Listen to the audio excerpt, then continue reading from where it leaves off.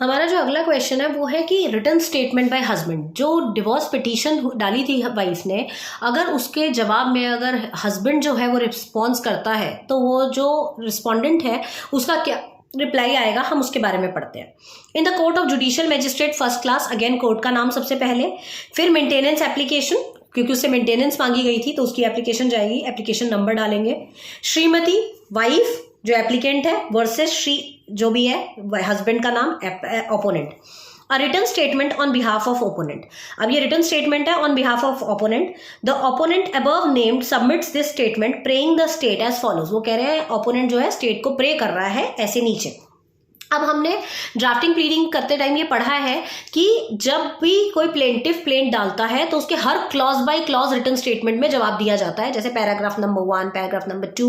तो अगर वो पैराग्राफ नंबर 1 में लिखी हुई चीज़ों से एग्री करता है तो एडमिटेड, पैराग्राफ नंबर 2 से एग्री नहीं करता तो नॉट एडमिटेड, ऐसे करके। तो हम भी इसको क्लॉज बाय क्लॉज पढ़ेंगे। इसकी पिछली वाली वीडियो में हमने हिंदू वाइफ की प्लेंट पढ़ी थी, अब हम उसे क्लॉज बाय क्लॉज का जवाब पढ़ते हैं। That the content of para 1 of the application are true and correct and hence admitted by the opponent.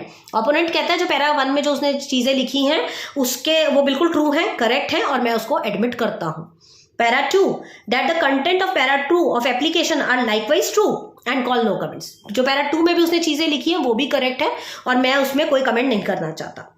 Comes on para 3 that the contents of para 3 of the application are false। अब वो तीसरे वाले से नहीं करता बात, क्योंकि तीसरे में क्या लिखा हुआ था वहां पर कि ये मुझे फिजिकली असॉल्ट करता है और ये मेरे मतलब पेटिशनर के घर पे जाके रह रहा है 6 साल से, ठीक है। तो वहां पर वो मना कर रहा है कि ये फ्राइवोलस बातें हैं, बेसलेस है और इसका कुछ भी सर पैर नहीं है।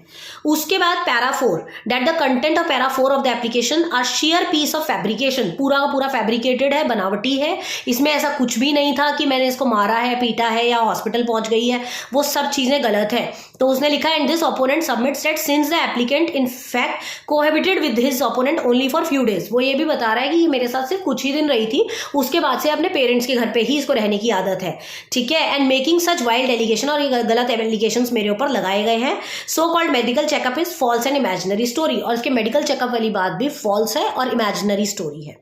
Para 5, that the content of Para 5 of application is totally false and far away from truth.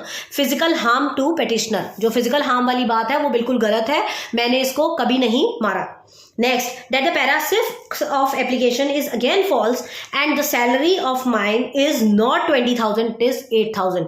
जो सैलरी है ओपोनेंट की वो 20,000 बताई गई है उसमें हिंदू वाइफ वाले पिटीशन में, बट उसकी एक्चुअल सैलरी कितनी है 8,000। अब ये तो बाद में पता चलेगा किसकी क्या सही है क्या गलत है, अभी तो फिलहाल सब अपनी अपनी बातें बोलते हैं। उसके बाद the content of para this is baseless, the content of para this is admitted. मतलब जहां पर आप उसके साथ एडमिट कर रहे हैं आप एडमिट लिख दीजिए, जहां पर आप उसके साथ क्रॉस कर रहे हैं आप लिख दीजिए बेसलेस है। Now that the opponent respectfully submits for kind and sympathetic consideration of honorable court and the opponent is ready and willing to maintain the applicant। अब वो ये भी कह रहा है कि मैं रिस्पेक्टफुली इस चीज को मानता हूं कि मेरे को इसकी मेंटेनेंस देनी चाहिए और मैं दूंगा भी, मगर अपनी सैलरी के अकॉर्डिंग, ठीक है। Now that the opponent therefore prays that the application of the applicant be dismissed. तो आप एप्लीकेंट की जो फॉल्स जो चीजें हैं उसको डिसमिस कर दी जाए। तो नीचे आप लिखेंगे dated opponent, advocate of opponent, verification लिखेंगे नीचे, I Shri XYZ the present opponent do hereby state and on solemnly affirmation that the content of this statement in para 1 to 9 are true and to the test of my knowledge so I have signed here as under।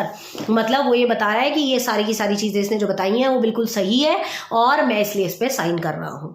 तो ये एक husband का response है, written statement है against the divorce petition of a wife, Hindu wife, on the basis of section 13 that is cruelty. Cruelty के basis पे अगर कोई जवाब देता है तो वो ऐसे देता है। तो आपने जो है ये दोनों क्वेश्चन कंबाइंड भी कभी कभी पेपर में आ जाते हैं और सेपरेट भी पूछे जा सकते हैं, तो इसको आपने अच्छे से करना है।